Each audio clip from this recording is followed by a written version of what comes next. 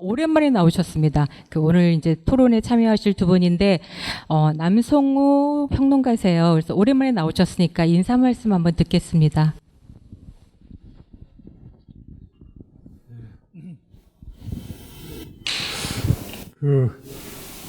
이 수다 자리는 처음이기도 하고요.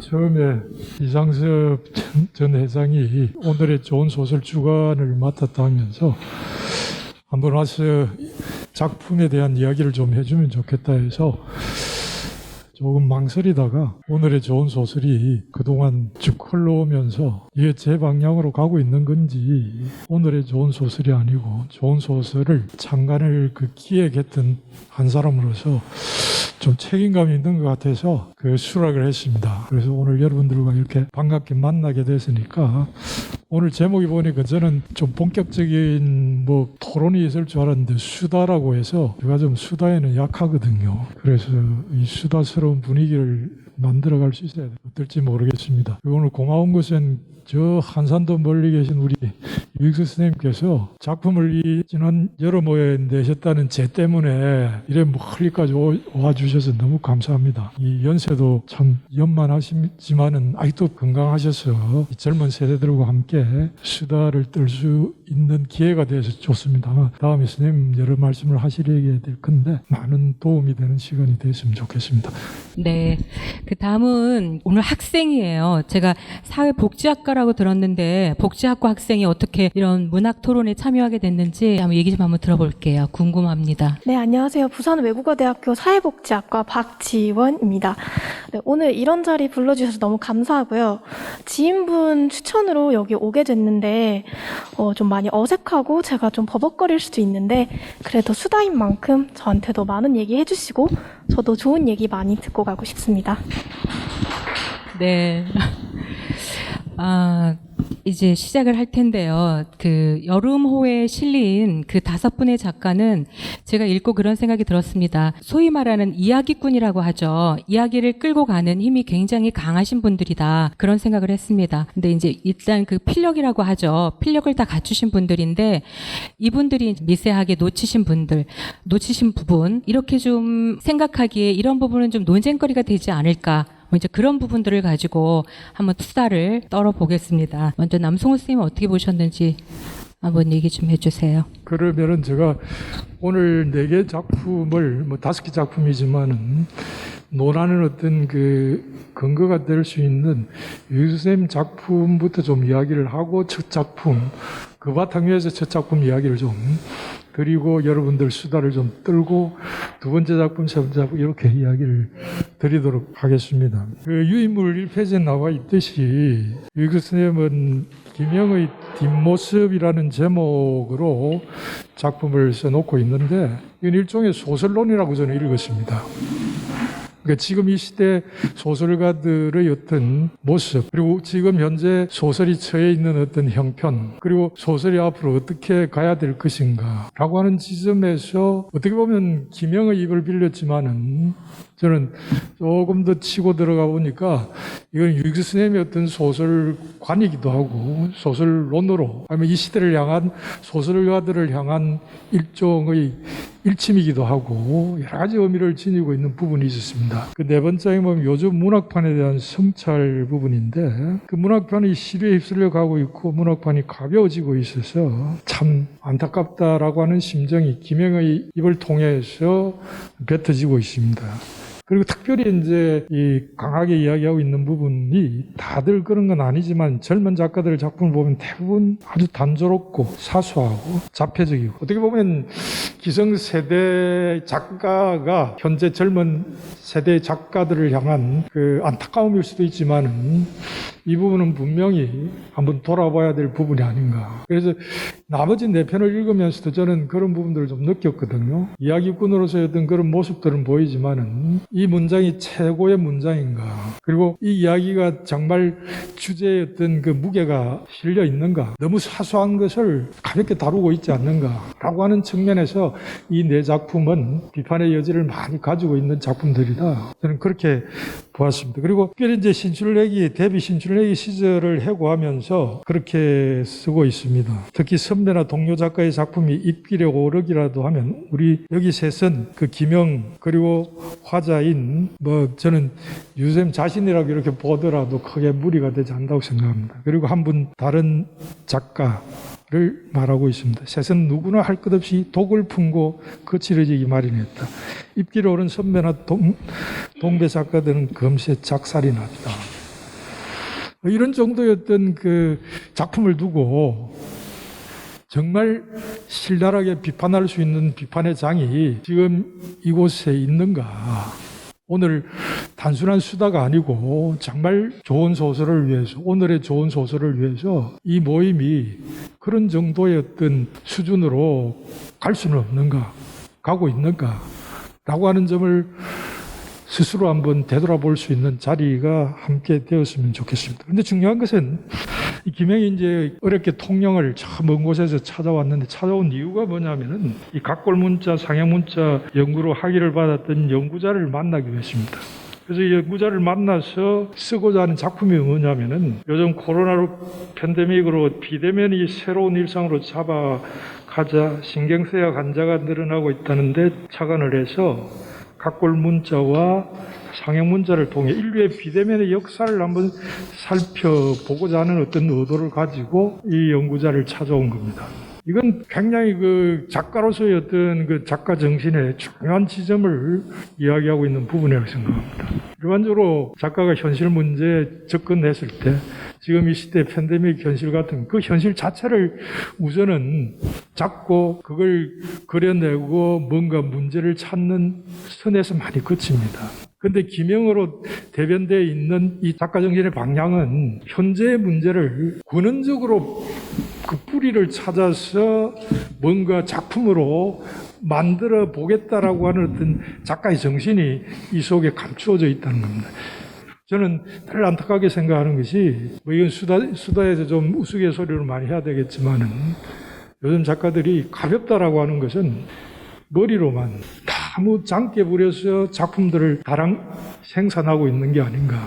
한 작품을 제대로 만들어가기 위해서 그 작품에 필요한 어떤 자료들, 재료들, 여기는 엄청난 공부가 필요합니다. 하나의 자료가 아니고 그 자료와 관계 있는, 얽혀 있는 수없이 많이 가지쳐 있는 많은 자료들을 그 현상의 어떤 문제를 제대로 본질을 파악하기 위해서 엄청난 공부가 필요하다는 거죠. 요즘 작가들의 작품이 가벼워지고 무게가 없고 주제의 어떤 천착하는 힘이 없는 것은 근본적으로 작가들의 공부에 달려 있다고 저는 생각합니다. 공부를 하지 않는다는 거죠.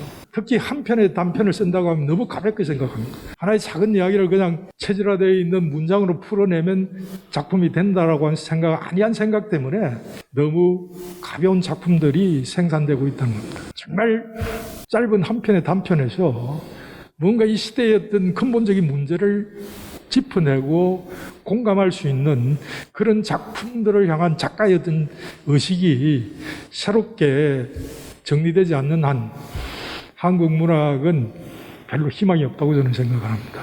이 시점에서 굉장히 이 김영의 어떤 작가 의식은 중요한 부분이라고 생각합니다. 그리고 이제 연구자가 만남을 거절하지만 결국 이제 만남이 이루어지긴 하는데 결국 이 자료를 받지를 못하고 맙니다. 그 연구자가 이 자료를 주지 않으려고 하는 이유가 저는 소설에 대해 세상 사람들이 알고 있는 일반적인 상식 정도밖에 모르고 있습니다. 다시 말씀드리지만 세상에 저를 드러내고 싶지 않은 것뿐입니다. 소설은 없는 사실도 이러쿵저러쿵 지어낸다는데 저는 조용히 지내고 싶습니다. 연구자가 자기 연구를 작가에게 사용할 수 있도록 허용하지 않는 근본적인 이유가 지금 일반화되어 있는 소설에 대한 어떤 인식 때문이라고 하는 점이 하나 있고, 또 하나는 작가 자신의 어떤 그 개인사적인 내적인 어떤 부분이 있는데, 그보다는 저를 세상에 드러내고 싶지 않을 뿐만 아니라 소설은 없는 사실도 이러쿵저러쿵 지어낸다라고 하는 소설에 대한 어떤 잘못된 인식, 이 부분이 이 연구자에게는 강하게 인식되어 있는 부분이라는 거죠. 문제는 이제 김영이라는 작가로서의 어떤 입장에서 이런 잘못된 인식, 소설에 대한 인식을 새롭게 바꾸어 가야 된다라고 하는 어떤 의무감, 그리고 소설은 이뤄야 된다라고 하는 어떤 소설에 대한 분명한 입장을 그 연구자와 만나서 자기가 원하는 바를 이루지 못한 이후에 계속 자신의 어떤 소설론을 펼치고 있습니다. 그래서 구체적으로 그 소설론을 펼치면서 다시 활용된 그 작품이 톨스토이의 그 사람에게는 얼마만큼의 땅이 필요한가라는 작품과 헤르만 헬프의 야릇한 관념이라고 하는 이 두 작품이 상당히 길게 이제 인용이 되면서 작품이라고 하는 것은 인류의 지혜를 통해서 사람들에게 진실이 무엇인지, 뭔가 삶에 있어서 근본적인 문제를 다시 생각하게 하는 근본적인 힘을 가지고 있기 때문에 소설가는 이런 어떤 소설을 써야 된다라고 하는, 너무나 어떻게 보면 고전적이고 전통적인 그 소설관을 피력하면서 마지막 작품이 마무리되고 있습니다. 그래서 저는 이 작품을 읽으면서 왜 작가가 김영이 필요로 하는 연구자의 자료를 끝까지 얻지 못하는 것으로 작품을 마무리하고 있을까, 이 부분에 대해서 좀 생각을 했고, 그 다음 두 번째는 사실 톨스토이와 이 헤르만 헬프의 작품 내용이 단편의 어떤 분량으로 보면 좀 많이 이렇게 설명이 되고 있습니다. 그 작품들이 소설가의 어떤 소설론을 입증하기 위해서는 필요한 부분이지만은 단편이라고 하는 어떤 그 분량에 비해서는 양이 너무 많이 나열이 되어 있는 게 아닌가, 어떻게 좀 더 압축시켜 갈 수는 없었던가 하는 그런 읽으면서 아쉬움이 좀 있었고요.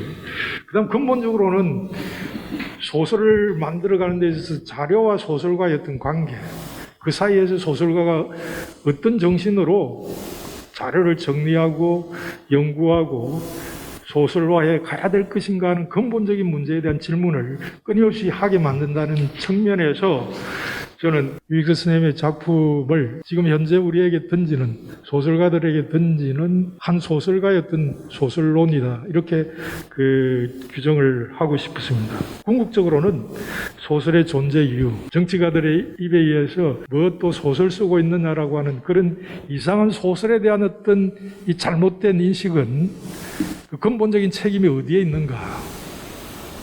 작가는 1차적으로 작가에게 있겠지만은 소설가들의 어떤 소설에 대한 근본 개념을 일반인들에게 이상한 형식으로 이렇게 인식시킨 또 다른 많은, 특히 이제 정치가들에 대한 그 비판을 아주 강하게 하고 있는 부분이 있습니다. 그래서 소설의 존재 이유는 인간이 궁극적으로 추구해야 될 어떤 진실, 그 진실을 어떻게 드러내고 있느냐라고 하는 지점에서 우리가 소설을 평가할 수 있어야 된다라고 하는, 어떻게 보면 굉장히 앞서도 말씀드렸지만 고전적인 그런 입장에서 이 한 편의 소설을 독자에게 보여주고 있습니다. 그런 입장에서 저는 고은규 작가의 이 도시우화, 어느 로프맨의 이 작품을 나름대로 읽어가면서 문장의 흐름은 상당히 자연스럽다라고 느꼈는데, 제목을 도시우화, 사실 이 이야기를 읽어보면은 그 우화에 가까운 어떤 그런 모습들이 좀 나타납니다.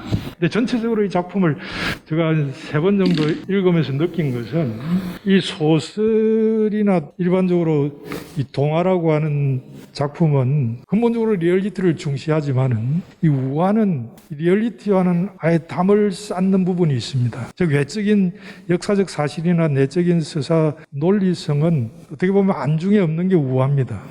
그저 천륜이니 떼니 영웅이니 하는 필요한 선동적인 언어를 가져오기 위한 수단으로 이야기가 사용되는 것이 우화의 어떤 본질입니다. 그 좀 전문적인 용어로 말한다면 사회적인 어떤 코드가 심미적인 코드에 기생하는 형태가 우화가 가지고 있는 어떤 특징이라는 거죠. 근데 자기가 선호하는 어떤 사회적 가치를 흥미로운 이야기 소재에 얹어서 과장되게 강조하는 방식이 우화입니다. 그렇기 때문에 이야기 존재가 이야기가 발견이라기보다는 강조에 있는 것입니다.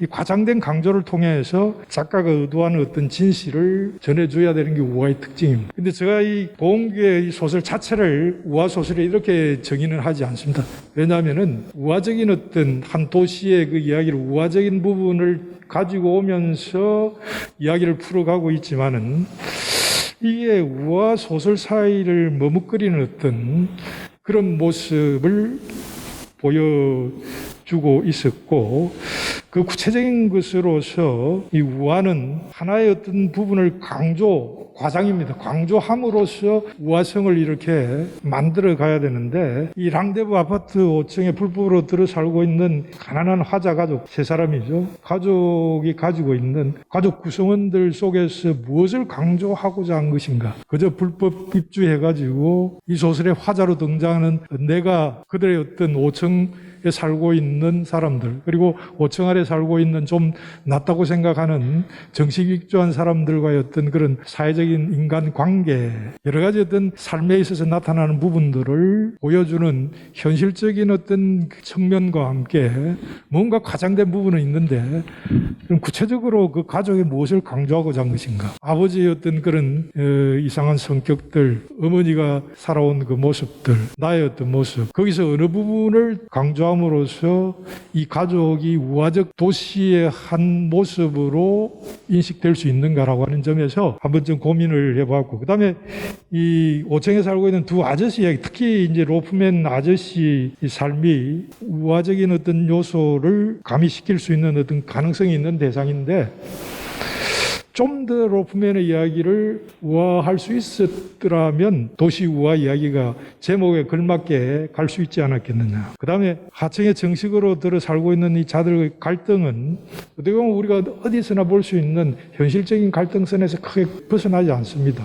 그래서 그런 측면에서는 우화하고는 거리가 있다는 것이고, 그 다음에 이 이야기에 있어서 조금 독자를 궁금하게 하는 부분은 그 화재가 일어났을 때 두 여자아이가 불 속에서 이게 구원이 됐는지 화재에 의해 가지고 어떻게 됐는지 그 모습 자체가 완결되어 있지 못한 어떤 상태로 끝나버립니다. 충분히 독자가 예감할 수 있을 정도로 소설적인 어떤 장치가 제대로 이루어지지 않고 있다는 거죠. 그 다음에 이제 화재의 가족이 이 아파트를 떠나서 이후에 또 일종의 새를 얻어가지고 사는 삶을 살아가는데, 이 화자는 랑데부에 계속 나타나서 그 어떤 삶을 보여주고 있습니다. 근데 보여주는 어떤 삶이 이 우화의 어떤 그 정도에서 더 가까이 가는 것인지 이 부분이 정확하게 잘 드러나지 않고 있고, 그런 측면에서 이 작품이 도시 우화가 될 수 있는 요건을 다 갖추고 있는 것인가. 어떻게 보면 우화 현실적인 어떤 일반적인 소설 사이를 머뭇거리는 어떤 형태, 이것이 작가가 의도했던 한 세계일 수도 있습니다. 그러나 중심적인 것은 무엇을 더 강조함으로써 도시 우화답게 읽을 수 있도록 독자를 유인하는 요소가 무엇인가, 그리고 이 우화 이야기를 통해서 어떤 진실을 독자가 음미할 수 있도록 장치화하고 있는가. 이 점에서는 이 주제의식이 그냥 그런 어떤 이 표가 되어 있는 건물 속에 살고 있는 사람들, 거기서 일어나는 좀 희한한 이야기, 현실을 넘어선 약간의 어떤 이야기, 그 정도 선을 보여주는 선에서 끝나고 있는 것이 아닌가. 저는 첫 작품을 그렇게 읽었습니다. 책을 가지고 계시죠. 책 날개에 작가의 이력이 있습니다. 이력을 소개하면 고은규 작가입니다. 도시우화 어느 로프맨을 이번에 로프맨이 실렸습니다. 고은규 2007년 문학수첩으로 등단을 했고요. 소설집 오빠 알레르기 또 다른 책이 또 있습니다. 거의 다 읽고 오셨을 텐데 내용을 조금 말씀드리자면 한국전쟁 직후에 세워진 5층짜리 건물이죠. 랑데부라고 하는 5층짜리 건물인데 5층에 사는 사람들은 불법 건축으로 지어진 곳에 5층에 사시는 그런 분들이에요. 그런데 이제 4층 아래에 계신 분들이 불법 건축물이기 때문에 거길 중앙 계단을 폐쇄합니다. 폐쇄하고 5층에 있는 사람들, 그런 사람들이 7호에 있는 로프맨 아저씨를 화자인 나가 만나면서 이야기가 전개됩니다. 첫 작품 하기 전에 김영의 뒷모습에 대해서 선생님께서 이야기를 해주셨는데 그러니까 그 얘기를 먼저 꺼내셨기 때문에 100페이지에 보면 그런 이야기가 있거든요. 활자매체가 다시 문화의 대표 지위를 회복한다. 또 영상매체에 뒤지고 있다. 뭐 이런 얘기를 이제 말씀을 하시거든요. 김영이라는 분이. 그런데 저는 이제 읽으면서 지금 영상매체라는 게 그 기본 베이스가 활자인데 어느 게 위고 어느 게 뭐 하위다 이렇게 따질 수 있는가, 같이 가는 거 아닌가. 그리고 또 이제 그렇게 말씀을 하시면 젊은 사람들의 고민이나 고뇌나 이런 것들은 그 신경 안 쓰시는 거 아닌가. 저들이 어떤 고민을 하고 있고 어떤 이야기를 하고 있는가 이런 거에 대해서는 좀 귀 기울여 주시지 않는가 그런 생각이 좀 들었고요. 또 차라리 김영을 통해서 그 활자 매체가 지금 영상 매체에 뒤지게 된 이유나 또 그렇다면 그런 어떻게 해천 묘책이나 이런 걸 좀 얘기해 주셨으면 더 좋지 않았을까. 개인적으로 저는 그런 생각도 좀 했거든요. 그래서 이제 제 의견은 어쨌든 뭐 사회자니까 뭐 의견을 내세울 건 아니지만 어쨌든 그 학생, 박지원 학생의 의견도 한번 들어보겠습니다. 그 첫 번째 로프, 도시우와 로프맨이죠. 그 작품에 대한 이야기를 좀 들어볼게요. 네, 도시우와 어느 로프맨을 읽고 첫 번째 작품인데 굉장히 생각보다 무거운 주제라는 생각을 많이 했던 것 같아요. 제가 이때까지 겪어보거나 실제로 보지 못했지만 그래도 어딘가에서는 일상적이거나 누군가에게는 일상일 것이라는 그런 이야기라고 생각을 했고요. 그리고 아까 선생님께서 우화에 대한 이야기를 조금 하셨는데 제가 우화라는 키워드에는 딱히 많이 집중을 하지 못한 것 같아요. 그런데 생각을 해보면 확실히 우화라는 정의에 있어서는 이 책이 조금 거리가 있지 않았나라는 생각도 조금 해보게 되었던 것 같습니다. 그래도 이 책을 읽으면서 확실히 많은 질문이 있었어요. 예를 들면 여기에 나왔던 것처럼 무엇을 강조하고 싶었는가? 이 생각을 좀 많이 했던 것 같아요. 그리고 이 로프맨이라는 사람, 이 사람은 또 어떤 사람이었는지, 그리고 이 사람을 조금 더 표현할 수는 없었는지에 대한 생각도 조금 했던 것 같습니다. 그래도 이 책을 읽으면서 작가님이 어떤 의도로 이 얘기를 하셨는지는 모르겠지만 저는 읽으면서 이 이야기라는 게 굉장히 현실적이지만 또 어떻게 보면 현실적이지 않을 수도 있겠구나. 이 이야기에 조금 집중을 많이 했던 것 같습니다. 다른 분들의 의견도 저는 많이 듣고 싶었어요. 이 부분에 대해서는. 네. 객석에 계신 분들 이야기도 좀 들어볼까요? 로프맨에 대한 이야기. 혹시 이 부분은 우리가 좀 짚고 넘어가자 이런 부분이나 뭐 이런 이야기 좀 하고 싶다 이런 분 계세요? 객석에 계신 분 중에. 전성욱 선생님. 없어요? 다 읽었어요. 그러면 다른 작품에 대해 얘기를 해볼게요. 근데 앞에 이제 그 부분이 많이 좀 시간이 지나서 그 은하의 세계로 넘어가겠습니다.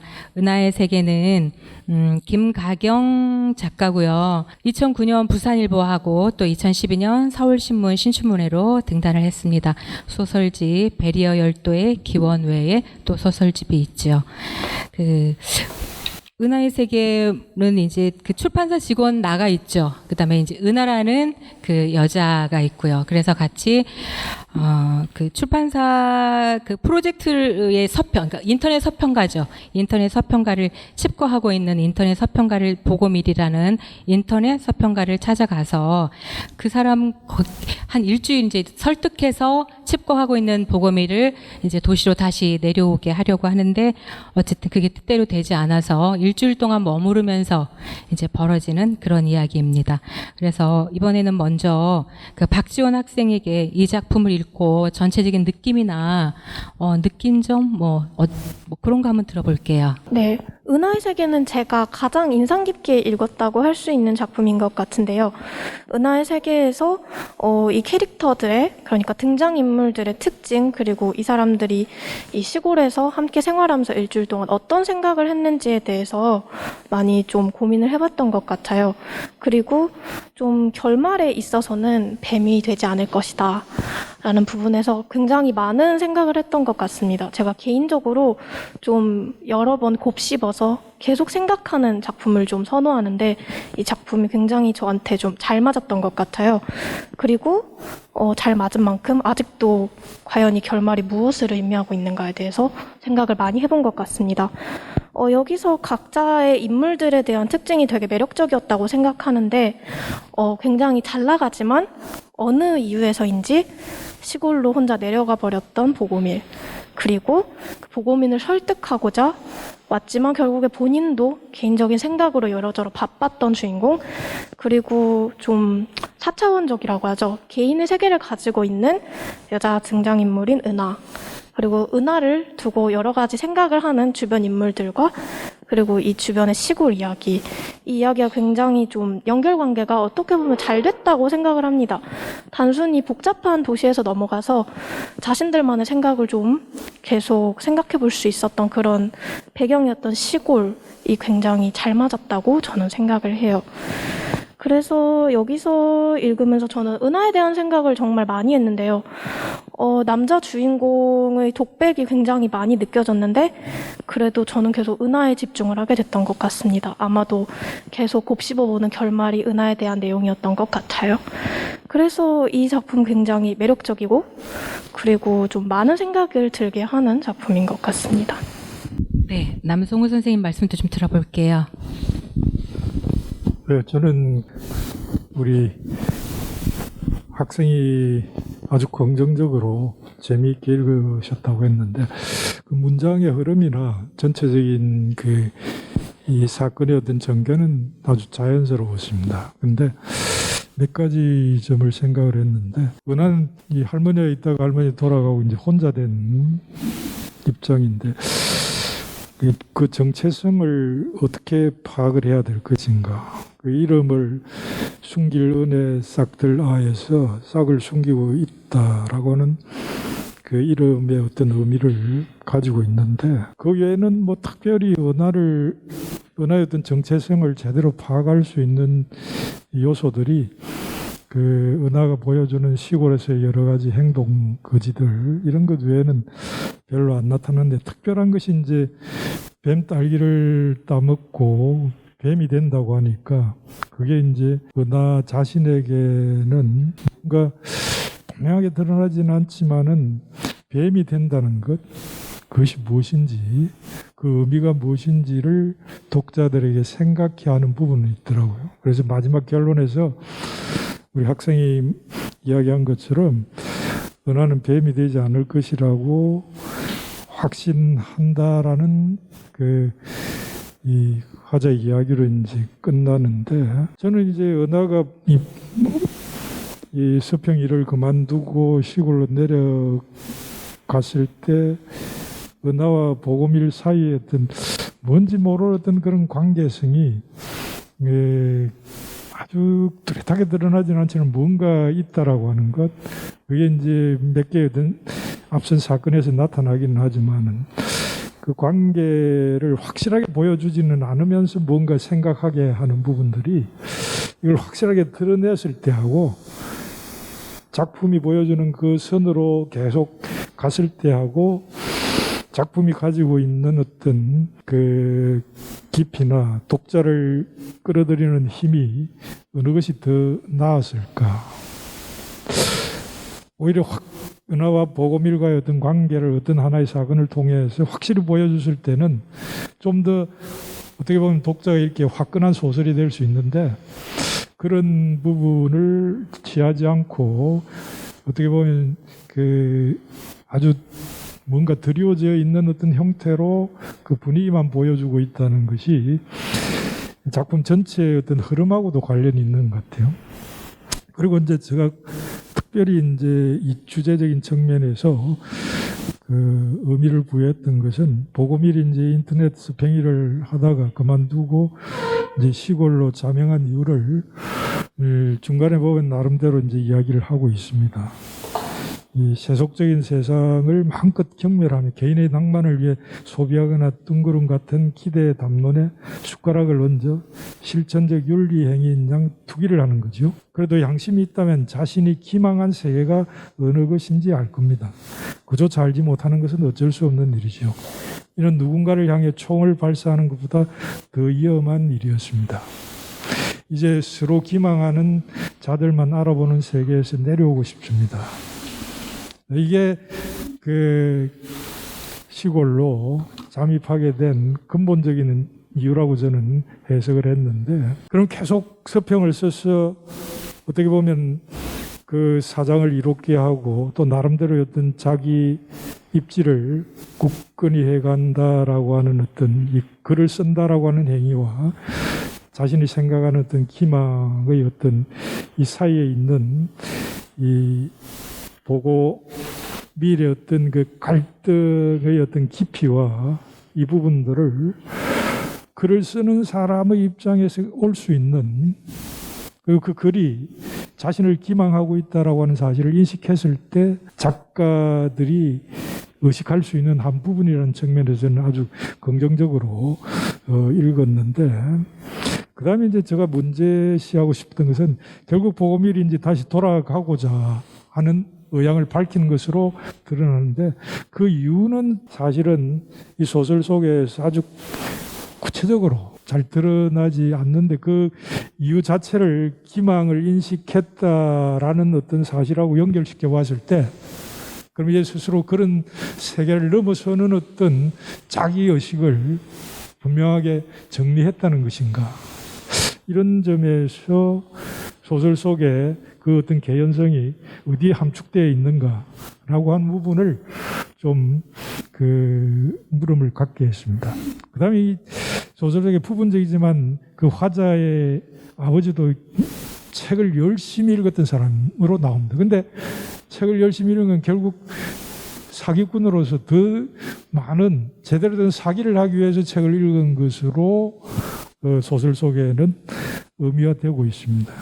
그럼 이 아버지의 독서하고 사기꾼이 지니는 이 작품 속에서의 의미, 글을 쓰는 보고밀과의 어떤 관계성 속에서 어떻게 그 의미를 같이 해석해 줄 수 있는 부분이 어느 지점에 있는지, 글을 쓰는 사람이든 글을 읽는 사람이든 글을 통해서 어떻게 보면 사기꾼이 되었고 또 어떤 작가 입장에서는 기망의 어떤 상태를 인식하게 됐는데, 이 지점에서 어느 부분에서 이 두 어떤 이 주체의 행위를 통합해서 인식해 갈 수 있을 것인가 하는 점에서 작품 속에서는 그 부분을 완벽하게 제시해 놓고 있지를 못했습니다. 그 다음에 이제 출소한 아버지가 이제 감옥에 있다 출소한 아버지 전화를 화자가 받고 부담을 느낍니다. 부담을 느끼는 게 단순한 우리가 일상적으로 누구나 느낄 수 있는 그런 부담 차원인지. 그런데 아버지와 아들 사이라고 했을 때, 그리고 늘 아들이 그런 아버지에 대한 어떤 부정적인 생각에 처해 있었기 때문에 부담을 느낄 수도 있겠지만, 그 부분에서도 조금 더 뭔가를 이렇게 건드려주는 부분이 필요하지 않았는가. 그 다음에 이 마지막 부분에 이제 화자와 보고밀이 이 은하를 위해서 토하고 먹지 못한 죽을 함께 이제 끓이는 장면이 마지막 장면이고, 그 장면에 이어서 그 화자는 이 은하가 뱀이 되지 않을 것이라는 확신으로 마무리 문장이 되고 있는데, 오히려 장면의 입장에서는 함께 죽을 끓이는 그 장면인데, 함께 죽을 끓인다는 이 장면이 어떤 의미인가. 일반적으로 소설의 주제를 뭐 여러 가지 형태로서 분석을 하는데, 보통 보면 이제 마지막 장면에다가 소설의 주제를 함축해 놓는 경우들이 일반적입니다. 그러면 마지막 죽을 함께 끓인다라고 하는 것이 두 사람이 힘을 합쳐서 은하를 위한 은하의 어떤 그 정체성을 제대로 살려가기 위한 어떤 작업으로 인식을 해서 어떤 그런 장면을 마지막에 배치시킨 것인지, 그냥 어떤 전체적 흐름으로 보면은 그 마지막 죽을 끓인다는 행위 자체가 어떻게 큰 주제적인 차원에서의 의미를 해석하기가 좀 힘든 그런 마무리라는 생각이 좀 들었습니다. 그 다음에 어떻게 보면은 제목은 그 은하인데, 제목은 은하의 세계인데, 작품 전체의 흐름의 주제는 오히려 보고밀이 되어 있는 게 아닌가. 보고밀로 봐야 되지 않겠나. 그래서 저는 이 작품에 있어서 장명이라고 하는 것, 제목 정하기라고 하는 게 그렇게 단순한 것이 아니다. 여러 가지 어떤 방법론들이 있죠. 제목을 정하는 방법론은. 근데 은하의 세계라고 했지만은 작품 전체를 읽고 나니까 은하보다는 은하를 위해서 마지막 죽을 끓이는 얘기가 마지막 장면이 있긴 하지만은 전체 작품의 어떤 비중으로 봐서는 오히려 보고밀 쪽이 훨씬 더 비중이 가 있어야 되고, 그게 주제와 연관된 어떤 주인공으로 우리가 규정할 수 있을 정도로 무게가 가 있는 게 아닌가, 소설 전체 흐름 속에서는. 그랬을 때 이 제목을 그대로 가져가는 것이 좋았던가. 그 다음에 이 이야기를 통해서, 앞서도 윌크 선생님 그 작품을 통해서 제가 강조했지만은, 드러내고자 하는 주제적인 진실이 뭔가, 은하 이야기를 통해서 뭘 진실로 독자들이 인식하게 의도한 것인가. 이 점에서는 좀 흐트러지더라고요. 은하를 통해서, 은하의 그 행각을 통해서 어떤 진실을 얻을 수 있을 것인가. 오히려 진실을 얻는다고 하면 제가 조금 전에 말씀드린 것처럼 보고밀의 어떤 계속 이렇게 서평을 통해서 잘 나가다가 그만두고 자명한 이 부분에서 우리는 어떤 글쓰기가 가지고 있는, 자신을 기망해서는 안 된다라고 하는 어떤 주제의식의 어떤 진실이 내재되어 있는 것이 아닌가. 독자 입장에서는 저는 그렇게 느꼈거든요.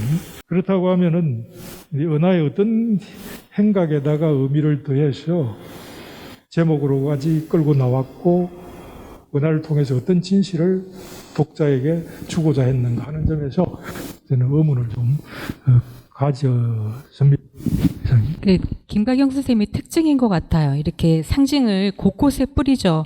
그래서 저도 은하의 세계가 뱀이 먹는 딸기를 먹고 뱀이 되니 안 되니 하면서 이렇게 가볍게 다니는 여자이고 아무런 그다지 큰 역할 비중이 없는데 왜 은하의 세계로 했나. 그냥 은하의 세계로 했을 건 아닐 것 같다. 근데 이제 은하가 하는 말이 있거든요, 중간에. 내 이름은 숨기른 싹트라야. 뭐 이렇게 싹을 숨기고 있고 사람들이 날 보지 못해 라는 말을 하거든요. 그래서 저는 이 은하라는 자체가 보고밀이 아닌가. 그리고 맨 마지막에는 은하는 뱀이 되지 않을 것이다라고 하거든요. 그래서 은하를 보고밀로 본다면 뱀이라는 게 사악하고 배신의 아이콘이고 뭐 이런데 그래서 결국 도시로 내려가더라도 결국은 그런 비리라고 하긴 그렇지만 어쨌든 보고밀이 자기가 원하지 않는 그런 글을 쓰거나 이렇게 살지는 않을 것이라는 상징을 둔 거 아닌가. 뭐 제 나름대로 또 이렇게 생각을 하고 도대체 은하의 세계를 왜 제목으로 했나 하고 이제 작가께 제가 전화를 드렸거든요. 그랬더니 작가는 그러시더라고요. 작가는 은하가 굉장히 살아있는 감각적인 여자다. 그리고 은하가 들려주는 이야기가 있는데 헝겊인형이 나오고 거기에서 다른 사람들이 다 이방인이라서 내치는 사람에게 물 한 잔 주는 그 행위로 해서 은하가 눈물을 흘렸고 뭐 이제 그걸로 인해 은하가 가지고 있는 뭐 감각적인 이제 이런 걸 얘기를 하시더라고요. 그래서 자기는 은하의 비중을 크게 느꼈다라고 하는데 어쨌든 작가가 의도했던 것과 독자들이 생각하는 것과는 다르게 어쨌든 그런 상징들을 많이 이렇게 흩뿌려 놓는 그런 작가인 것 같습니다. 혹시 객석에서 네.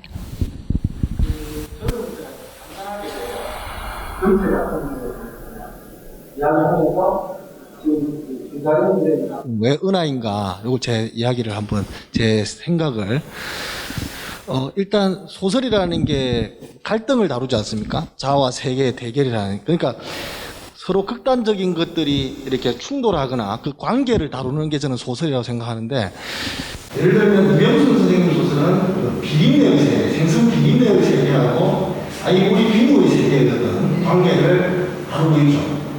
그 다음에 우리 백일남 소설가의 작품 같은 경우는 이 먹통의 현실, 먹통이란 말이 나오고 먹통의 현실에 대해서 이 소설이라는 게 소통의 가능성을 갖고 있다. 그게 대응할 수 있다. 먹통의 어떤 현실과 소통의, 소설이 가지고 있는 소통의 가능성에 이 관계를 다루고 있는 소설을 저는 봤고요. 그 다음에 유익수 선생님은 굉장히 플라톤주의식, 지금 우리가 살고 있는 이 현실은 세속적이고 아주 불안전하고 아주 부정적인 거예요. 대신에 어떤 예술의 세계, 소설의 세계가 지향의 어떤 이데아적인 아주 완벽한, 완전한 그런 어떤 신선한 세계를 추구해야 되죠. 그 두 가지를 저희는 다루고 있거든요. 그렇다면 그런 맥락에서 김강현 소설가의 이 소설은 뭐냐? 저는 지금 말하는 이 세 작품은 어떤 의미에서 좀 이분법적인 틀이 강하다고 보고요. 근데 김강현 선생의 소설은 이 양극단을 잘 아우르려고 하는 어떤 편에 서지 않고 아우름의 미학을 보여준다 생각하거든요. 그 아우름을 보여주는 인물이 은하라고 생각합니다. 예를 들면 그 외계의 보밀이 그 주인공이 아닌 은하냐면 은하는 사이에 있기 때문입니다. 그러니까 인간과 뱀 사이, 이 소설은 이분법을 넘어서 설명하고 있는 것인데 또 제 마지막에도 밥과 죽을 이야기하잖아요. 죽과 밥의 세계. 조금만 하면 죽이 되고 조금만 밥이 되잖아요. 그 아주 미묘한 세계거든요. 그 인간적이라는 것은 잘못하면 밥이 될 수 있고 죽이 될 수 있잖아요. 인간과 뱀도 마찬가지고요. 그 다음에 보면은 또 이런 말은 보고미 같은 경우는 책과 현실의 사이.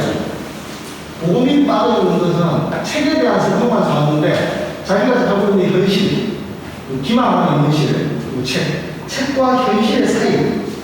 그 다음에 여기 나에 대해서는 그 대표가 일하자면 아주 태만과 성실의 인문법. 그 태만과 성실 사이. 인물들은 전부 다 태만과 성실 사이, 뱀과 인간 사이, 죽과 밤의 사이. 이 사이를 이야기하고 있고, 또 양극단으로 모르지 않는 그 가운데에 가진 가능성. 이 은하는 그런 의미에서 이 가능성의 기회, 어떤 양극단에 치우치지 않는 이 중간에 어떤 지에 갖는 생명적 가능성. 그래서 그 할머니를 봤을 때도 가장 예민하게 할머니하고 바로 이야기를 할 수 있고, 그런 소통 능력을 가지고 있고요. 그 다음에 보고미 같은 경우는 잠자리 있고 유충 있는데 뭐 먹이, 그죠? 등행과 누구를 할 때 막 구토라고 하잖아요. 그 두 사람 다. 근데 이 사람은 그걸 굉장히 그렇게 반응하지 않거든요. 생명에 대해서 예민하다. 다시 말해서 보고미라고 하는 또 하나의 양극단인 거예요. 그 사이에 있는 인물이 저는 은하라고 보고, 그래서 은하가 바로 이 작가가 이야기하고 있는 양극단에 치우치지 않는 어떤 사이에 있는 생명력의 존재, 그걸 보여주고 있는, 그러니까 은하의 세계가 될 수밖에 없다. 그리고 이 작가가 말하고자 하는 게 바로 어떤 극단으로 치우치지 않는 중간지대의 그런 미묘한 가능성, 이런 것들을 이야기하는 소설이 아닌가. 저는 그렇게 봅니다.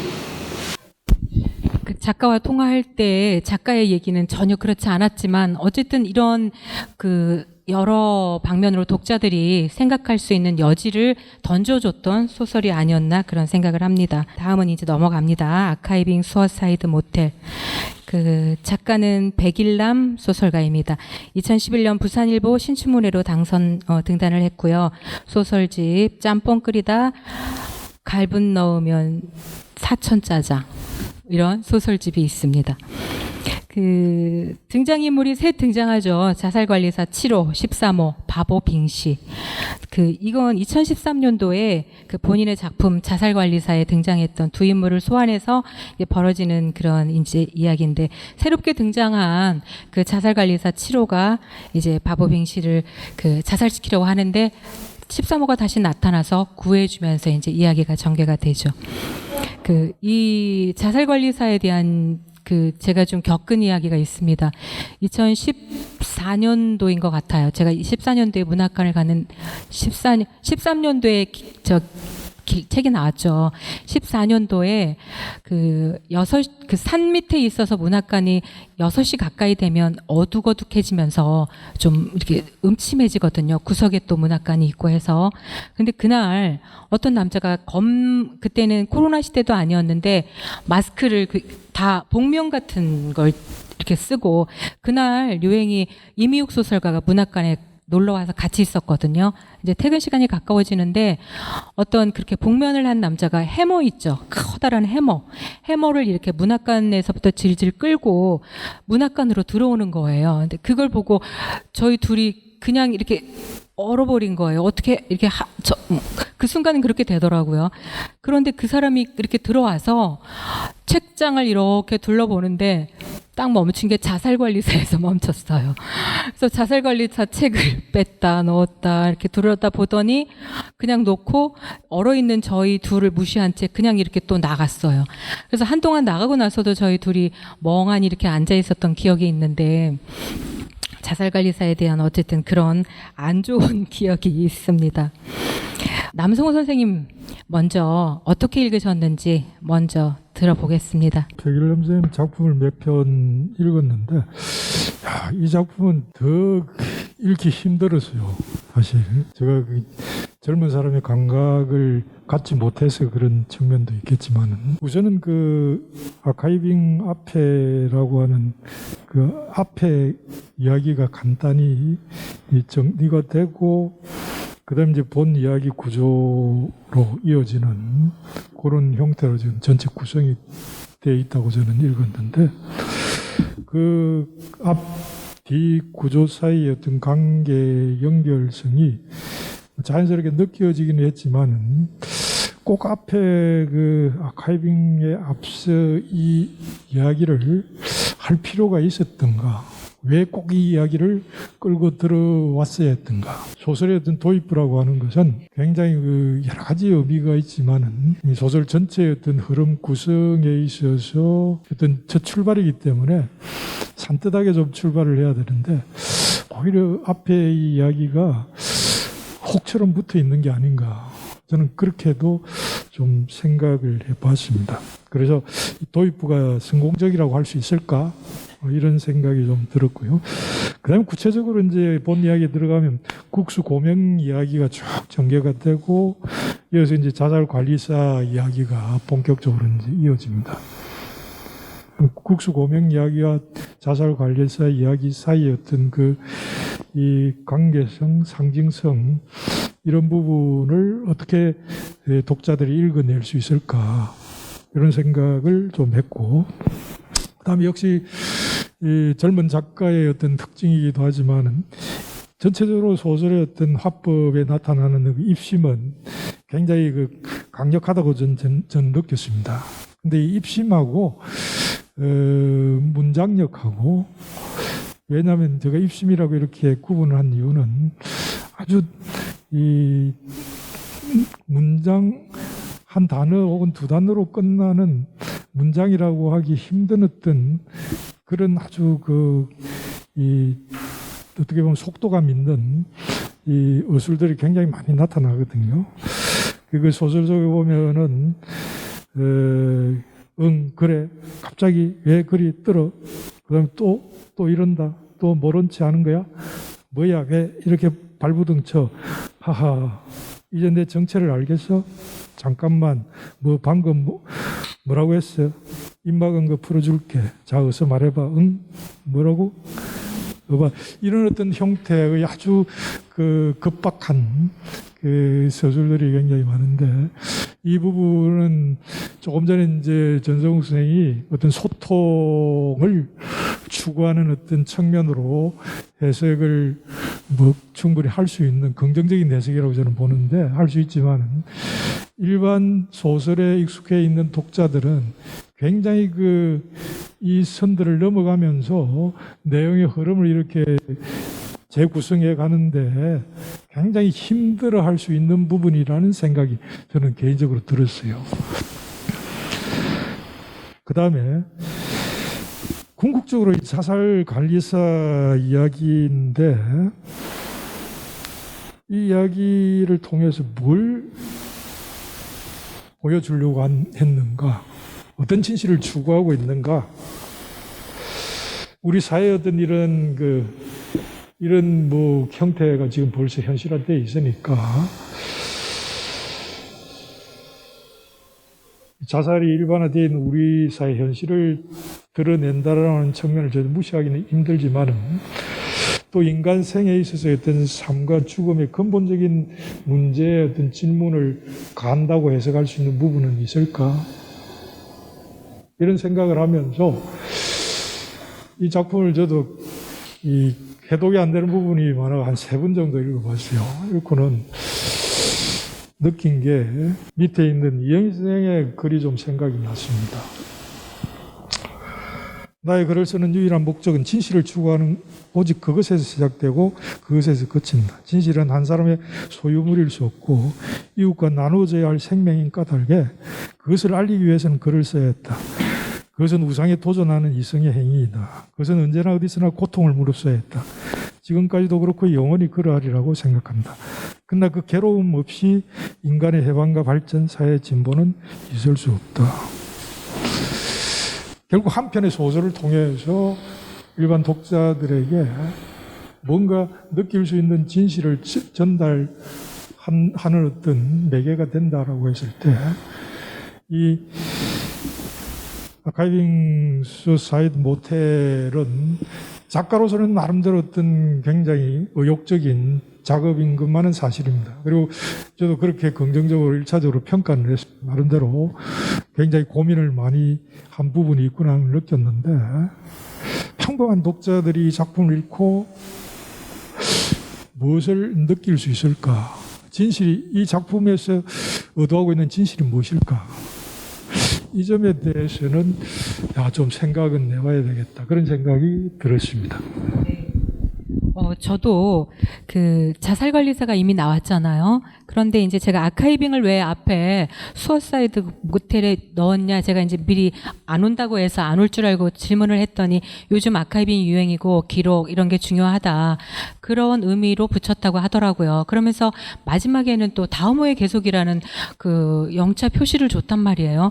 그래서 왜 그 자살관리사에 왜 이렇게 매달리나, 그 특별한 이유가 있나. 그래서 오늘 작가가 오셨으니까 나중에 우리 박지원 학생 이야기 듣고 한 번 또 물어보도록 하겠습니다. 박지원 학생은 또 어떻게 느꼈는지 궁금해요. 네, 아카이빙 수어사이드 모텔이 저한테는 가장 어려웠던 작품이었던 것 같아요.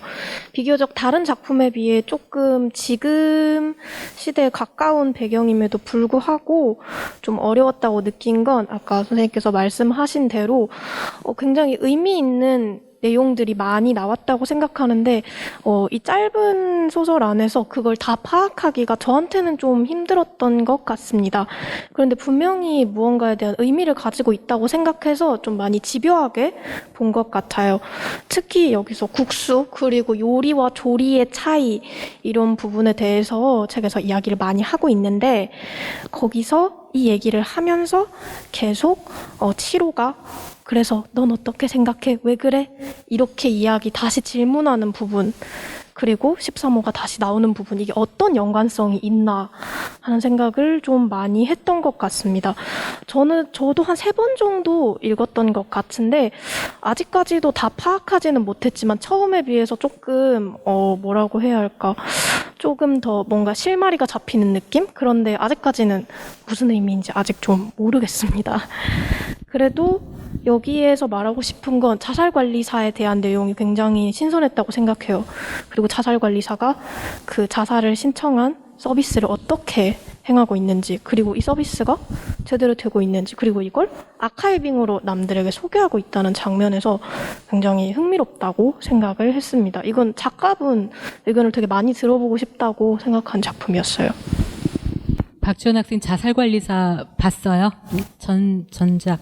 네, 자살관리사가 있어요. 그런데 또 이제 이게 나왔단 말이에요. 그래서 그리고 또 왜 이렇게 어렵게 쓰는지, 또 왜 이렇게 자살관리사에 천착하는지 작가가 오셨으니까 한번 들어볼게요.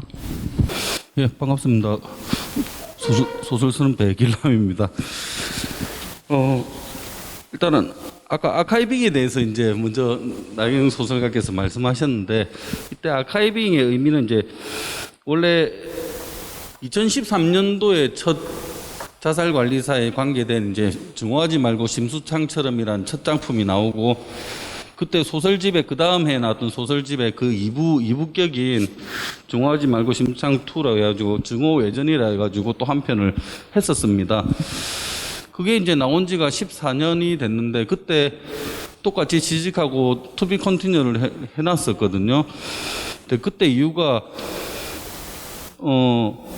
몇 분이 그랬어요. 그러니까 대단히 치고받고 그리고 하고 싶은 말 다 하고 사람 죽은 가지고 장난치고 뭐 이런 이야기들 다루면서도 맨 마지막에 왜 착한 그 이야기가 다 들어보면 착한 이야기다. 사실은 그때 그런 비판을 좀 들은 적이 있었습니다. 실제 희망을 품는다는 그 얘기 있었고요. 근데 그 얘기 자체에서 제가 먼저 말씀드리냐면 이 소설을 다음을 또 쓰고 싶다는 생각해놓고 7년 동안 못 썼던 이유가 그 친구들이 뭐 자유를 찾아갔든 어떻게 했든 간에 그 다음을 제가 좀 자신 있게 마음대로 쓸 수 있을 거라 생각했는데 안 되더라고요. 안 됐는데 한 요 근래 2, 3년 동안 소설을 제대로 못 쓰고 도리어 생업에 더 뛰어들어야 했던 그런 현실이 좀 있었는데 몸을 망쳐가면서까지요. 그러다 보니까 이제 서서히 그때 썼던 소설이 왜 그 자살관리사를 썼는지 이유가 이제 알 수 있게 되더라고요. 그 자살관리사의 소설은 쉽게 말해서 이야기를 하는 사람의 힘을 얘기하고 있었습니다. 그러니까 세상이 어떻게 쪼그러들더라도 그 이야기에 힘이 살아있다면 그 이야기를 갖다 하고 싶어 하는 사람이 있다면 그 이야기에 힘을 그리고 싶었었거든요. 그래서 이번에도 더 악랄하게 그리고 아까도 이제 그 국수 고명부터 시작해가지고 요리와 조리든 정말 철학적으로 들어갈 정도로 그 요리든 그런 식으로 얘기해놓고 그 자체를 갖다가 의심스러워하죠. 의심스러워하면서 계속해서 이야기를 하는 사람에게 인정받고 싶어 하거든요. 그래 놓고도 칼부터 시작해가지고 계속해서 정말 악랄해서 더 심화시켜가지고 계속해서 이야기를 하는 사람 또 죽이려고 하죠. 그런 부분에서 그 이야기를 하는 사람이 힘이 있든 어떻게든 살아가는 그 생명력에 대한 얘기를 갖다 좀 하고 싶어서 했고, 아까 아카이빙의 의미 같은 경우에는 그 13호란 아이가 그 1, 2에 존재했었던 모텔이 그때는 수어사이드 모텔이라는 말을 안 했습니다. 근데 이번에 이제 수어사이드 모텔이라는 이름을 붙이고 그 13호라는 쉽게 말해서 우리한테 좀 덤벼드는 끝까지 우리를 괴롭히는 현실 그 의미를 하는 그 13호가 이 둘을 어떻게 알고 끝까지 기록을 다 하거든요. 모든 것을 다 기록하고 집요할 정도로 기록하는 그 부분을 갖다 다루고 싶어서 아카이빙이라는 표현을 썼거든요. 근데 그게 지금 우리 현실인 것 같아요. 저희가 아무리 지금 부조리한 현실을 벗어나려고 해도 계속해서 기록에는 남겨지고 우리의 모습들도 남겨지는데 그 부분에서 해결되는 것은 그렇게 없거든요. 도리어 더 악랄할 정도로, 오늘 악랄이라는 말을 많이 쓰는데 악랄할 정도로 우리의 기록들은 계속 남아지고 있고 거기에 우리가 한계가 지어져가지고 사는 그런 모습들이 있어서 그래서 아카이빙 말은 이제 요즘 유행한다는 의미보다 그래서 한번 붙여봤습니다. 예. 또 미안하지만 한마디 끼어들어도 될지 모르겠는데 마이크가 있어서 한마디만 짧게 하겠습니다.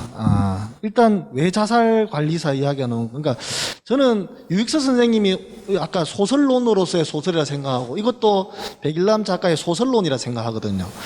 그러니까 사람 죽이는 세상에 사람을 살릴 수 있는 게 이야기고 소설이라는 어떤 믿음을 갖고, 건강한 믿음을 갖고 있는 것 같고, 그런 의미에서 이 소설에서 국수라는 것은, 국수의 맛을 결정하는 것은 면발이냐 아니면 국물이냐 아니면 고명이냐. 고명 따위는 사실은 있어도 좋고 없어도 좋은 건데, 고명은 사실은 어찌 보면 그 주변적이고 있으나 마나 할 수도 있죠. 근데 이 소설에 보면은 그 뭐 7호도 있고 13호도 있는데 한쪽은 고명 따위가 이 음식 맛을 다 결정하는 건 아니다, 국수가. 그래서 네가 다 책임질 수 안 져도 된다는 입장이고, 그 다음에 13호 같은 경우는 예를 들면은 국수가 면발이 다 불어 터지거나 국물이 맛이 없어도 이 단단하게 네가 주변적인 존재지만 고명 하나로도 이걸 충분히 먹을 수 있는 가치가 있을 수 있다. 그래서 그 백일남 소설가는 지금까지 써왔던 소설들이 항상 주변화된 존재들에 대한 관심인데, 그게 저는 위에 올 고명에서 그런 주변화된 존재에 대한 어떤 가치, 그걸 발굴하고 그게 가치를 조명하는 게 백일남 소설가의 소설론이라 생각하고, 그리고 아까도 말했지만은 아까 사람 죽이는 세상에 대해서 사람 살리게 하는 게 소설이다. 그게 아까 먹통의 현실에 대해서 이 소통의 어떤 그 가능성을 보여주는 게 소설이었는데, 그래서 맨 앞부분에 아까 서두 선생님께서 이야기했었는데, 서두에서는 지금 뭐 역행하는 백일남 작가가 올 때 시대가 역행하는 거죠. 쫓겨났던 시장이 다시 돌아오고 이런 역사의 반동에 대해서 이야기를 하거든요. 그러면서 이야기를 풀어나가는데, 그러면 마지막 한 가지만 더 이야기하면, 이게 왜 자꾸 어렵다고 하느냐, 읽기가 어렵다기보다 읽기가 까다로운 거죠. 그러면 먹통의 현실에 대해서 소통의 가능성을 보여주는 게 소설이라고 했을 때, 그 소통은 쉽고 투명해야만 하는가? 이 소통은 되게 지난하고 어려운 일이거든요. 그 소통을 너무 쉽게 해버리는 거는 사실은 소설적으로는 되게 패만한 행위죠. 어떤 의미에서는. 그래서 이 소통이, 이걸 아까 뭐 선생님께서 한 3번 읽게 됐다. 우리 그 학생도 굉장히 고민하게 됐다. 이게 바로 소통이라는 것은 그 소통을 해내기 위해서 굉장히 많은 어려움이 필요한 거거든요. 그래서 이 소설은 1인칭이 2인칭 서사를 쓰고 있어요. 2인칭이라는 건 원래 없죠. 왜냐하면 1인칭에 지금 상대를 향해서 하는 말로 되어 있거든요. 지금 여기 서술이 상대를 향해서 하고 있다고. 그래서 사실은 내가 하는 말이기 때문에 1인칭이지만 2인칭의 서사를 쓰고 있는 거거든요. 그래서 이거는 말이 듣기가 어렵죠, 사실은. 이게 막 2인칭으로 막 해대니까 이게 이야기가 명확하게 안 들리고, 그리고 화자가 3명이에요, 심지어. 그러니까 이게 짧은 소설 안에서 이게 뭐 헷갈리게 보일 수 있지만 사실은 그렇게 어렵지 않고, 다만 저는 이게 소통의 어떤 먹통의 현실에 대응하는 소통의 가능성이라는 게 단순하고 쉽게 돼서는 안 된다. 그거는 대단히 난해하고 어려운 곡절을 견뎌내야만 소통에 이룰 수 있다. 그런 의미에서 좀 변호를 하고 싶습니다. 두 분 친하시죠? 네. 전 선생 이야기를 듣다 보니까 왜 비평가가 필요한지라는 생각은 들지만은, 비평가들이 이 작가만 생각할 게 아니고 독자를 생각하는 중간 지대에 서서 양쪽을 소통시켜야 되거든요.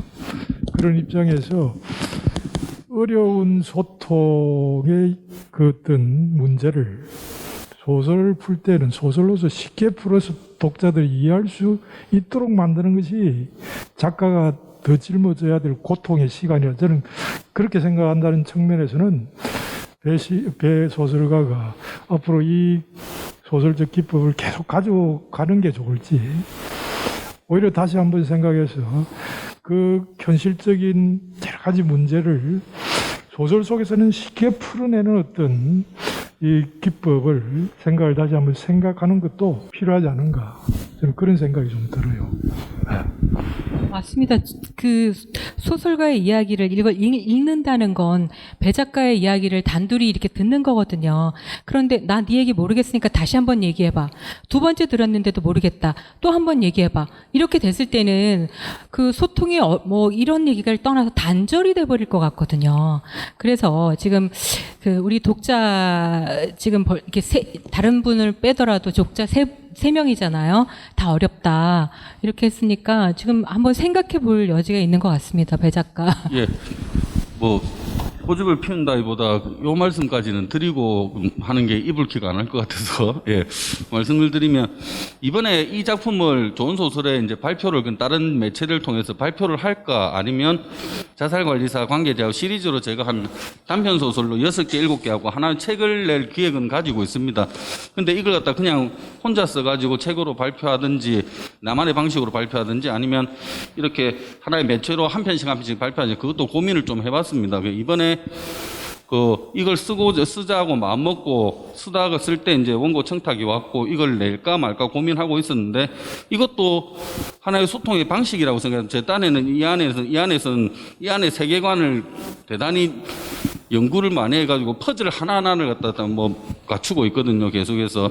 근데 저도 그 퍼즐이 헷갈릴 정도로 그래 해놓고 기록하고 이렇게 놔두놓고 있는데, 이런 상황에서 이 부분을 발표했을 때 여러 가지 반응이 올 것이다. 그 부분은 충분히 예상은 했었는데, 뭐 이렇게 완강하게 부딪히는 거는 충분히 예상은 했었던 부분이지만, 전체는 그리고 있는 과정으로 받아들여 주시면 감사하겠습니다. 말씀하시는 그 충고는 충분히 저도 이해도 하고 그 말씀도 맞다고 생각 생각하는데 지금 요 작품에 관계돼 가지고 과정은 또 이런 과정도 필요하다. 어떤 실험의 과정인데 그런 부분이라고 좀 말씀을 드리고 싶습니다. 예. 네, 저도 한마디 더 덧붙일게요.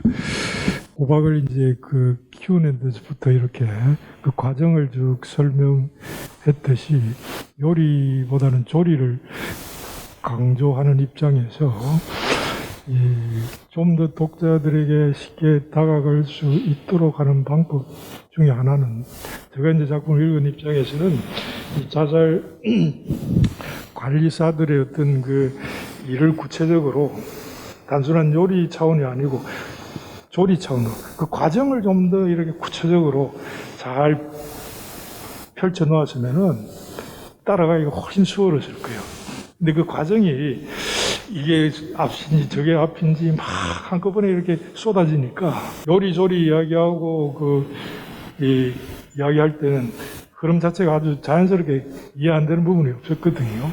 근데 이제 자살 관리사 이야기하면서는 사실 조리적인 측면에서 그게 이렇게 좀 과정 자체가 좀 선명하게 드러날 수 있었다고 하면은 훨씬 이 독자들하고의 어떤 그 소통이 명확할 수 있지 않나 그런 생각이 좀 들었어요. 참고하죠. 잃어버린 친구 감사합니다. 예.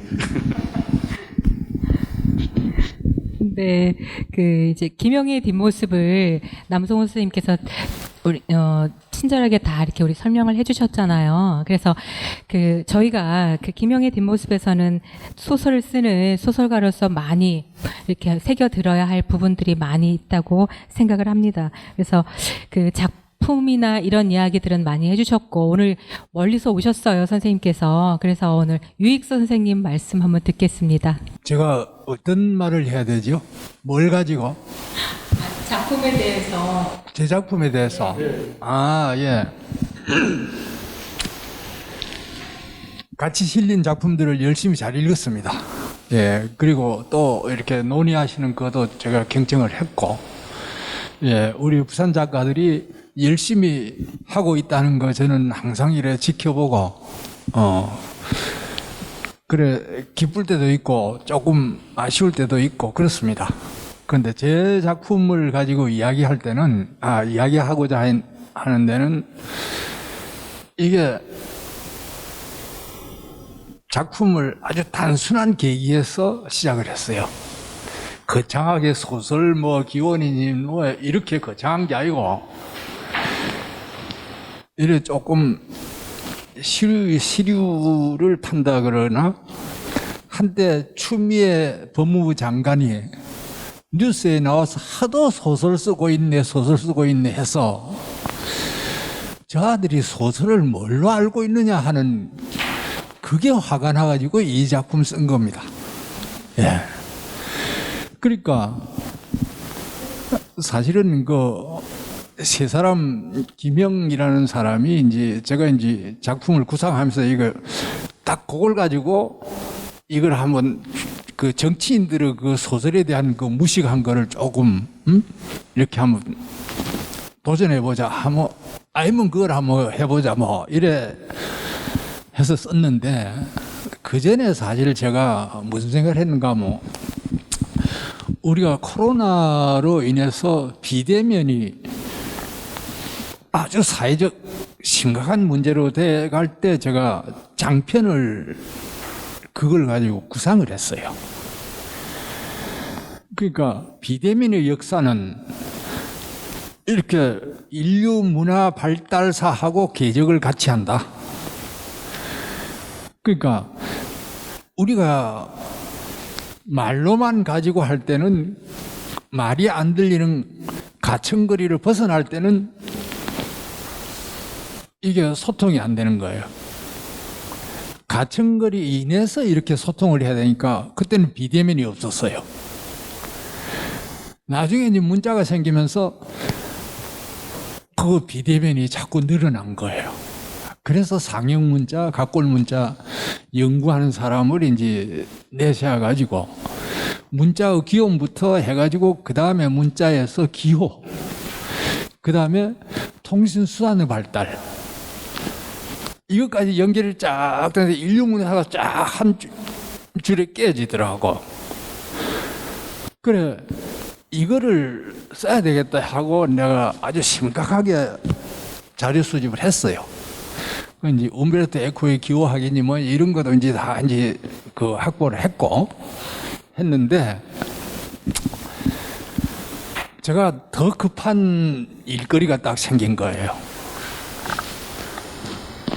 우연히 내가 질맞에 서정주문학관을 갔는데, 거기 가서 현지에서 들어보니까 미당 선생 시가 교과서에서 완전 배제가 됐다 하더라고. 그거를 듣고 나니까 내가 할 일이 이거 먼저 해야 되겠다. 왜 미당 선생 작품이 우리 교과서에서 완전 제거돼야 되는가? 그럼 문학은 무엇인가? 그리고 우리가 살고 있는 현 실은 무엇인가? 그리고 여기에는 질문이 많이 따르더라고. 인류의 문화사까지도 전부 다 동원되고, 그리고 뭐 하이데커니, 에즈라 파운드니 이런 사람들은, 하이데커는 나치 히틀러 밑에서 대학 총장도 했는데, 지금 하이데커 나치 부역했다고 이렇게 배척합니까? 에즈라 파운드는 무솔리니 바로 수하에서 2차 대전 때, 그 1차 대전, 2차 대전 때 미군을 상대로 막 했다고. 그 무솔리니를 이렇게 초하하고. 그런데 지금 에즈라 파운드를 미국에서 시인으로 최고 이미지, 그런 어떤 구축한 그 시인으로 높이 평가하고 있잖아요. 그런데 우리는 왜 이럴까? 하는 어떤 과제가 비대면의 어떤 발전사보다 더 급하게 내가 해야 될 일이구나 싶어가지고 그거 지금 작업 착수하고 있거든요. 그러니까 이제 비대면 역사는 누가 우리 부산 작가들이 쓴다 이러면 내 자료 다 제공해가지고 썼으면 좋겠어요. 왜냐하면 이게 내가 이제 전성국 교수는 내보고 이제 플라톤 운운하면서 구닥다리 작가라고 생각하는데, 사실은 이런 것이 가장 우리가 작가들이 도전하고 우리가 뭔가 풀어내야 될 과제 아닌가 하는 아주 캐캐묵은 생각을 갖고 있거든요. 그래서 제가 이 작품을 썼고, 이제 간단히 말하면 인물 서희가 나오는데, 김영은 김원우고, 그 한산도에 있는 사람은 내고, 또 하나는 윤후명이에요. 예.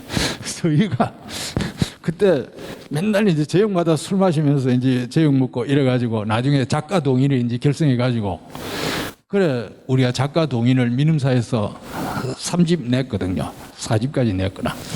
그래 이런 걸 했는데, 그때 사실은 우리가 작가 동의를 할 때 이해수하고 표성의미를 첫 작품집 내고 다음 작품집에서 바로 제명시켰어요. 내고 작품 속에 써놨지만 이해수는 아무리 해도 대중작가 이상 안 된다고 우리가 딱 그래 찍어버렸거든. 그러니까 이해수가 펄펄 뛰고 난리가 나고 계속 그래 했지. 이해수는 그나마 살아남았는데, 사실 그때 그런 어떤 이야기를 써놨어요. 표성음이는 결국 지역 작가로서 이렇게 못 컸지. 둘이 다 세대 중편 당선해가지고 데뷔한 친구예요. 그 시대의 우리가 지금 젊은 작가들이 하는 작품 활동, 이 작품을 읽을 때 이해수한테 우리가 주는 점수보다 더 혹평을 하고 싶은 그런 경우가 많아요. 그래서 내가 나이 탓이 돼가지고 쓸데없이 축적한 게 머릿속에 들어가 있는 어떤 기억이 잘못돼서 그런지 어떤 작품에 대한 가치 기준이나 이런 게 명확하지도 않으면서 축적된 경험에 의해서 불만을 갖고 있어요. 그래서 내가 그런 좀 뭐고 주제넘은 생각을 했습니다. 미안합니다. 선생님께서 소설을 대하시는 그런 자세랄지 뭐 그런 게 충분히 느껴집니다. 멀리에서부터 오셔서 감사합니다. 좋은 말씀 전해주시고요. 네, 이제 마지막 작품이 남았습니다. 아이보리 비누. 그 작가는 이병순 소설가입니다. 2012년도 부산일보 신춘문예로 등단을 하셨고요. 소설집 끌이 있습니다. 생선장사집 아들이죠. 그 나는 주인공 하자로 나오는 나는 그다음에 친구 또 친구 동호가 있고 또 필제 삼촌이 있습니다. 그 필제 삼촌과 이 나가 가지고 있는 서로의 비밀 때문에 친구 동호가 죽게 되면서 이제 이야기가 전개됩니다. 먼저 두 분 또 이 소설 어떻게 보셨는지 그 박지원 학생부터 먼저 들어보겠습니다. 네, 아이보리 비누 읽고 나서 비교적 다른 작품들에 비해 조금 더 쉽게 이해를 할 수 있었던 작품이라고 저는 생각을 하는데요. 아이보리 비누에서 나오는 비누 이야기, 그리고 뒷방에 살고 있는 삼촌, 그 삼촌에 대한 이야기, 그리고 미지 아줌마, 그리고 동호, 이런 캐릭터들의 등장을 통해서 이야기가 전개되는 걸 되게 쉽게 볼 수 있었는데, 그 쉽다는 게 좋지 않은 의미는 아니고 이해도 편하고 이야기의 전개도 굉장히 깔끔했다고 저는 생각을 합니다.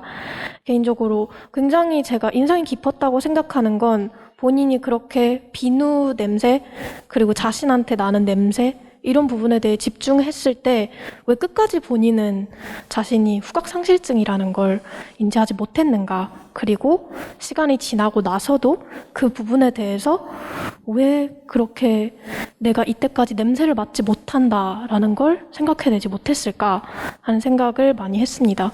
그리고 주인공이 굉장히 비누에 집착을 하는데 집착하면서 친구에게도 꾸준히 비누를 써라는 그런 여러 가지 요구를 하고, 그리고 그 비누 하나가 뭐라고 친구가 이렇게 오해를 받거나 이제 억울한 누명을 썼음에도 불구하고 그 비누가 그렇게 좋았을까, 그리고 친구의 죽음에 대해서도 계속 그렇게 생각해볼 일은 없었는가, 이런 생각을 좀 많이 하게 됐었던 것 같아요. 비누가 굉장히 중요한 키워드라고 생각을 했는데 저는 나중에 내가 후각, 그러니까 냄새를 못 맡는 사람이구나 라고 생각한 주인공의 부분에 대해서 굉장히 많은 감정을 느꼈던 것 같아요. 과연 이 비누 하나 때문에 온, 어떻게 보면 비누가 아닐 수도 있지만 나의 비누의 집착에 대한 그런 일에서 온 이 이야기들이 과연 여기까지 올 일이었는가, 내가 그때 이게 하나가 뭐라고 내 친구와 그리고 내 주변 사람들에 대해 이런 사건을 만들면서까지 이런 일이 있어야 했었던가 하는 좀 비극적이라는 생각을 많이 했습니다.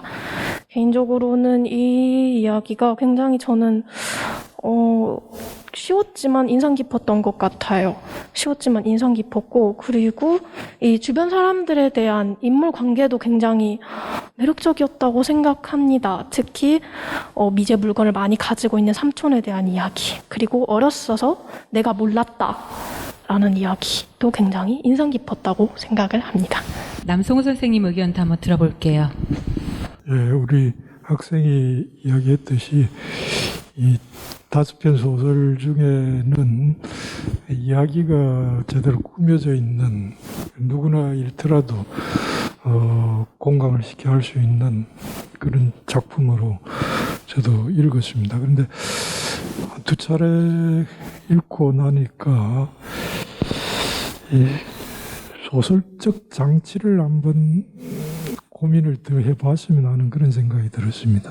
무슨 말이냐면은 나의 후각 상실증인지 소설의 마지막 부분으로 드러나고 있는데, 이 내가 겪는 그 후각 상실증을 소설 도입부에다가 배치시켜서 그 이유를 궁극적으로 찾아가는 어떤 과정으로 유년 시절에 만났던 친구 이야기를 짜 맞추었더라고 하면은 조금 더 어떤 추리적인 기법이 갖는 어떤 긴장감 같은 것, 그런 부분들을 느낄 수는 없었을까. 예수님은 평소에 이제 그동안 이 수필을 많이 써오셨기 때문에 제가 이 작품을 읽으면서는 그런 수필적 구성이 상당히 아직 남아있는 부분이 있지 않는가. 그런 생각이 좀 들었거든요. 그 부분에 대한 생각을 한번 정리해 봤고, 그 다음에 이제 동호하고 나인 그 윤석이 친구로서 이제 그 학교 생활을 하는 상황들이 이렇게 그려지고 있는데, 정말로 절친한 친구로 인식될 수 있도록 그려지고 있는가. 왜냐하면 정말 절친한 어떤 관계가 아닐 경우에 친구가 죽었을 때 어떤 그 상처, 정신적인 상처라고 하는 것은 그렇게 깊지 않을 수도 있거든요. 정말로 나와 동일한, 내 몸 동일체로 느낄 수 있을 정도의 어떤 친구였기 때문에 친구의 죽음이 사실은 평생 동안 거의 이 후각 상실증을 가져올 수 있을 정도의 어떤 이유를 제공하는 관계로 나아갈 수 있지 않겠느냐 하는 점에서 그런 부분에 보완이 조금 생각이 됐고, 그 다음에 이야기 중에 보면은 이 동호가 처음에 아이보리 그 삼촌이 살고 있는 그 공간에서 비누를 몸에 처음 이렇게 감촉한 이후에 바로 피부 발진이 나타난 것이 나타납니다. 그걸 이 친구도 윤석이도 보았는데, 계속 윤석이는 이제 이 아이보리 비누를 사용하라고 동호 친구에게 계속 건네주기도 하고 이렇게 강요에 가깝도록 요청을 하고 있는 부분, 그 고리가 제대로 메워지지 않으면은 이 이야기의 흐름에 약간의 어떤 개연성의 측면에서 앞에 그 몸에 감촉한 후에 처음에 피부 발진이 나타난 그것하고 뒤에 이제 이 삼촌이 가고 난 다음에 처음 비누를 쓰고 난 다음에 피부 발진이 일어나서 아버지에게 혼이 나고 이렇게 그 아버지가 이 윤석이 집에 찾아와서 난리를 피우는 그 상황이 그 한 번으로 이렇게 소설의 어떤 개연성을 다 충족시켜 줄 수 있을까, 그런 부분이 생각이 좀 들었고,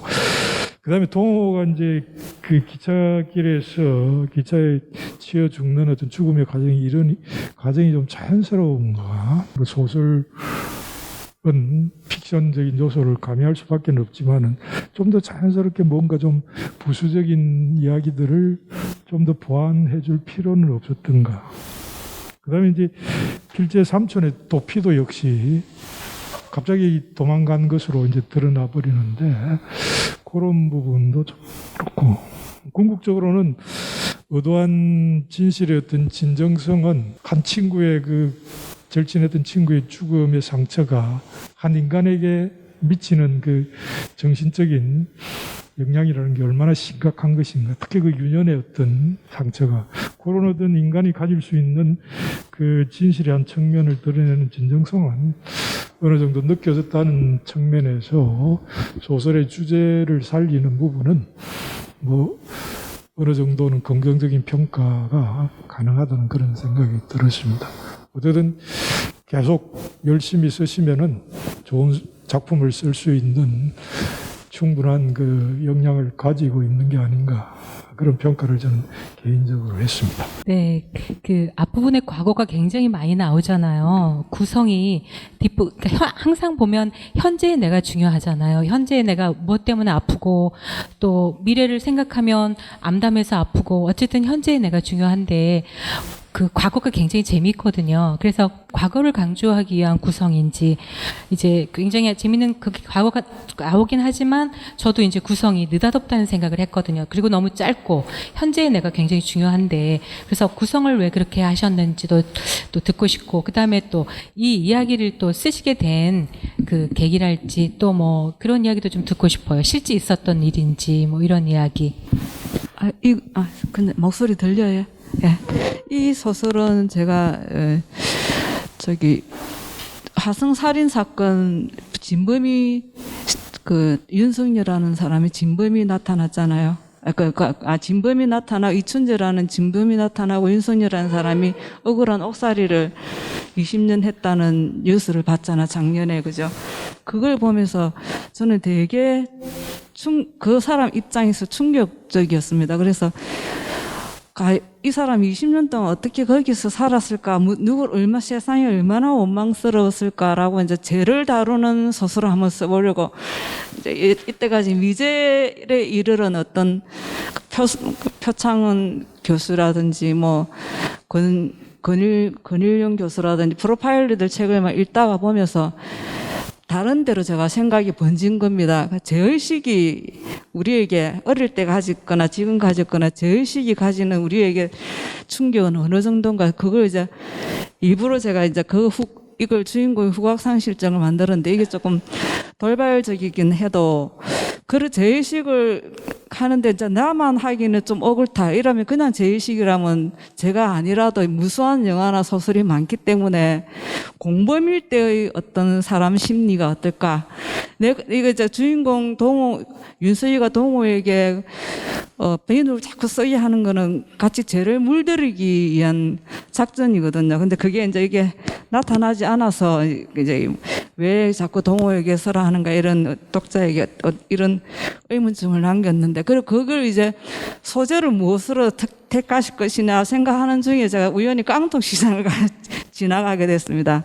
지나가게 됐는데 그때 아이보리 비누가 10개들이가 묶음으로 보이는 겁니다. 그래서 제가 어렸을 때 아이보리 비누를 처음 대했을 때 그 신선한 충격과 어떤 촉각 가지고 제가 이 죄의식을 아직 한번 다뤄보자 해가지고 시도를 한 건데, 제가 너무 거창하게 일을 벌려놨는데 형상화가 잘 못된 거거든요. 그러니까 냄새가 우리 인간에게 어떤 미치는 그런 거는 표면적인 얘기고, 죄의식이 우리가 갖는 어떤 충격은 결국 이 주인공은 그만큼 공범을 동호에게 그 죄의식을 덮어 씌움으로써 감당하지 못한 죄의식으로 후각상실증으로 왔다는데, 이거 말고는 제가 급하게 결론낼 방법이 없어가지고 했는데, 이거를 쓰면서 제가 이 동호나 윤석이 입장에서 들어가기 위해서 아이보리 비누 10개를 사서 책상 앞에 놔두고 썼거든요. 근데 놔두니까 비누 냄새가 솔솔 나고 하니까 그래 안 되더라고요. 그래서 일단 집어치워 버리고 상상을 해봤습니다. 제가 또 그 전에 저 개인적으로도 향기 좋은 비누는 좀 사 모으고 이러는 편이거든요. 이게 아마 제가 비누를 좀 좋아하기는 좋아하는 것 같습니다.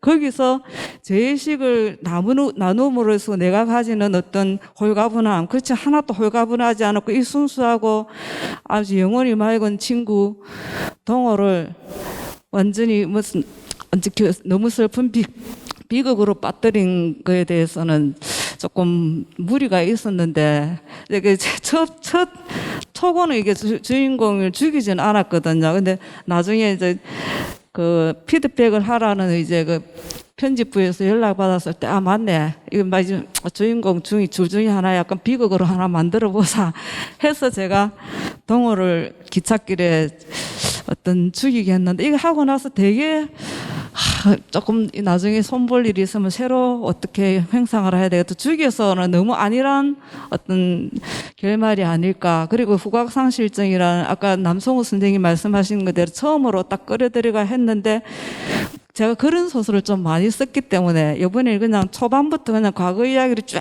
하면서 끝으로 결론을 한번 내버리자라고 쓴 제 나름대로 약간 새로운 기법이었는데, 이제 아까 말씀을 듣고 보니까 처음부터 뭔가 던져놓고 추리 소설으로 살살 풀어 나가는 식으로 해도 괜찮겠다는 생각을 했었습니다. 그리고 이 이야기는 저는 이제 제가 쓴 것 중에 참 쓰면서도 재밌게 썼거든요. 비누, 그리고 필재 아저씨는 실제로 어릴 때 저 옆집에 살던 아저씨가 있었어요. 이름은 필재가 아니지만 개망난이처럼 완전히 엄마도 때리고 한, 정말 이웃 사람들이 개망난이라 할 정도로 아주 나쁜 총각이었는데, 얼마 안 살다가 전기세 물세 다 땡가먹고 이사 갔거든요. 그러니까 그 아저씨에 대한 이미지를 필재로 하고 인물을 형성할 때, 동호하고 윤석이는 그냥 한번 어린 5, 60년대 소설 속의 순수한 소년 두 개를 합작을 해서 캐릭터를 한번 만들어봤습니다. 그래서 뭐 오늘 여러 선생님들 말씀을 듣고 이 소설을 제가 어떻게 제가 의도하지 않는 대로 이렇게 읽힐 수도 있구나. 또 제가 잘못한 저는 이제 좋다고 생각한 부분이 이렇게 다른 사람들에게는 이렇게 읽히고 어떤 걸림돌이 될 수도 있겠구나 하는 걸 느꼈습니다. 그래서 제가 소설 쓰는데 좀 더 많은 생각을 하면서 쓰겠습니다. 그런 의미에서 썼습니다. 네, 그 작가분들이 오시니까 참 좋네요. 네, 오늘 그 마지막까지 마쳤습니다. 오늘 그 남송우 선생님 또 박지원 학생 또 고생하셨는데 박수 한번 주세요.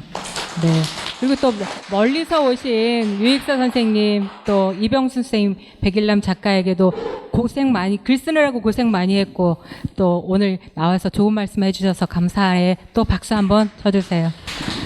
그 코로나도 우리가 조심해야 되고 이제 추워져서 독감도 조심해야 될 것 같습니다. 건강들 유의하시고요. 그 또 좋은 자리에서 뵙겠습니다. 이제 모두 마치겠습니다. 고맙습니다.